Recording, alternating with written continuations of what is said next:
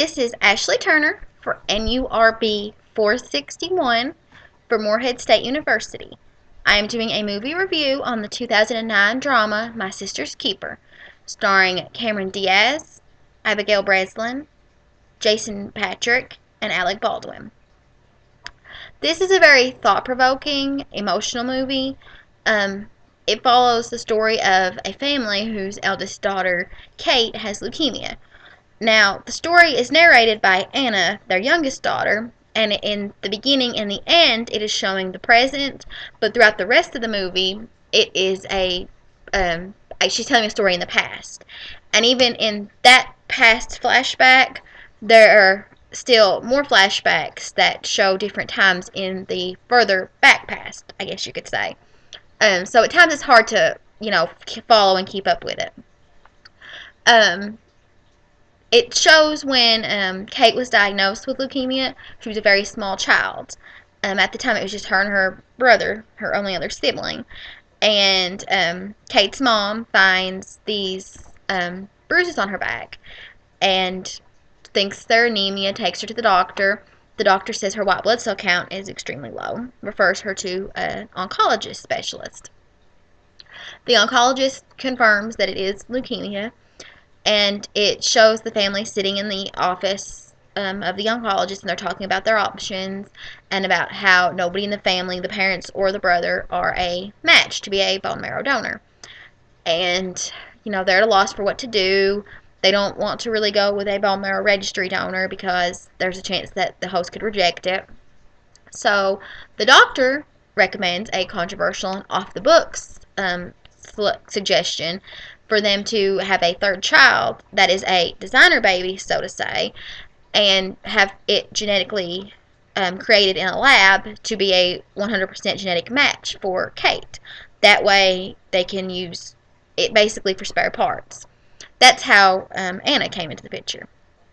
So it shows mostly when she's telling the story, it's about the same timeline. And it has Anna going to a lawyer's office, and she's suing her family for medical emancipation, and she's 11. And the lawyer's like, "Are you sure you want to go through with this? I mean, do you know what it will mean?" And she says, yeah. She understands that if she doesn't do it, that her sister will die. At the present, the issue is that the family, more specifically her mother, wants her to donate one of her kidneys to her ill sister. Now the sisters, they have a close relationship throughout the whole movie. It shows them always talking and hugging.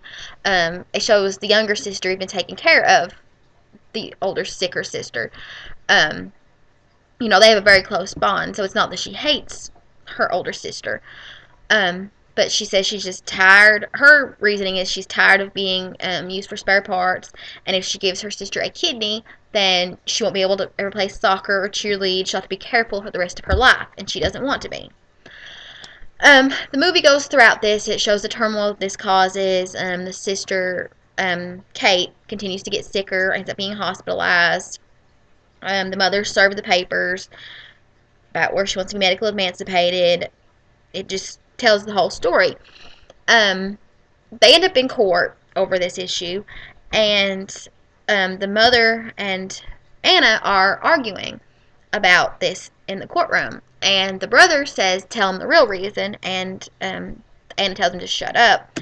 It turns out that Kate was the one who helped devise this plan because she's tired of being sick. She's accepted her fate and that she's not going to live, and that she just wants to be done. She was too scared, I guess, to tell her mother this herself, so the siblings all devised this plan to kind of, fix the problem. That way nobody would be mad at Kate for basically wanting to give up. In the end, Kate does indeed die, and, she told her mother, she was just ready to go, and her mom told her just to rest, and she ended up dying in the hospital. The movie goes on. In the flashbacks, though, it tells the story of when Kate fell in love with a boy who also was getting chemo and radiation treatments. He had leukemia also. It's assumed that he died. It never comes out and says it, but it's pretty well assumed that that's what happened to him. It shows everything. The mother, she basically quit her job and made her sole purpose to take care of her sick daughter, Kate. She spends day in, day out at home all the time taking care of Kate. Her and the dad sometimes butt heads, especially when Kate is really ill and all she wants is to go to the beach. Um, he talks to the doctor. The doctor says that they can discharge her for the day because there's, no treatment scheduled until like the next day. And he goes home. He goes picks up the other two children from school. He takes them all three home to get their stuff to go to the beach. The mom comes out, throws a massive fit, tells him he's killing the daughter. She needs to go back to the hospital. They get into an argument in the driveway. He says he's taking them to the beach anyway. The mother and the aunt end up coming to the beach after that, so everything got fixed. But it just shows all the turmoil that can happen with a family when, one of their children is sick and dying. It's a very good movie. I recommend it to anybody. The big issues I seen with this was, of course, the fact that this family, they created a child basically for spare parts. And even though the mother loves all of her children, you can see that in the movie, her sole focus is Kate, the sick one. And even Anna's lawyer in the movie refers to it as like a triage situation. So what if this all happens to the other ones, they're healthy, this is the sick one. We find out through the law proceedings that Anna, the child that was created for spare parts, from the time she was born, went through like cord blood donor. She was injected with growth hormone. She donated granulocytes and blood, platelets, bone marrow. She had complications. I'm wanting to say it was from the bone marrow aspiration. I could be wrong. But at one point in time, she ended up having to stay in the hospital because for, I think they said 5 or 6 days, because she developed an infection from one of these procedures. She was traumatized very young, stuck with needles, held down. That's one of the major issue I thought I seen with this film. The big medical issue was the fact, the ethics involved with that. The doctor suggesting that as a course of treatment, and just that whole situation in general. Because they basically had this test tube child for spare parts.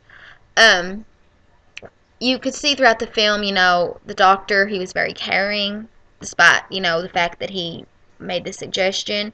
He cared for Kate, I'm sorry. He'd sit down and talk to her. He tried to, at one point in time, talk to their mother about maybe hospice, taking their daughter home, making her as comfortable as possible.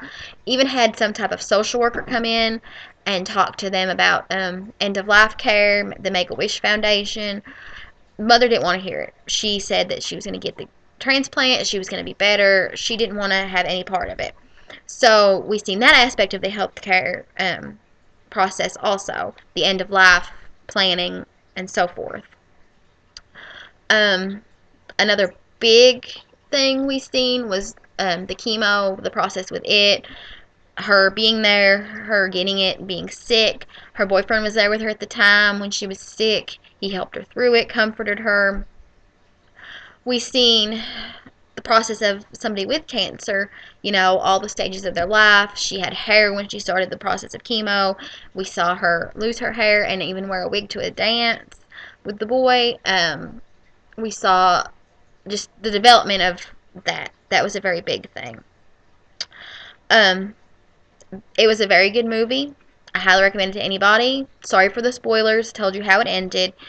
In the very, very end, it shows the flash forward after the funeral, several years, what's become of all the family, how the brother went back to school, the mom went back to being a lawyer in a law firm, the dad took early retirement and helped inner city youth that were at risk. Very good movie, very thought-provoking, the big ethical issues with the test tube genetically designed baby. Hope I didn't ruin it for anybody. Thanks for watching.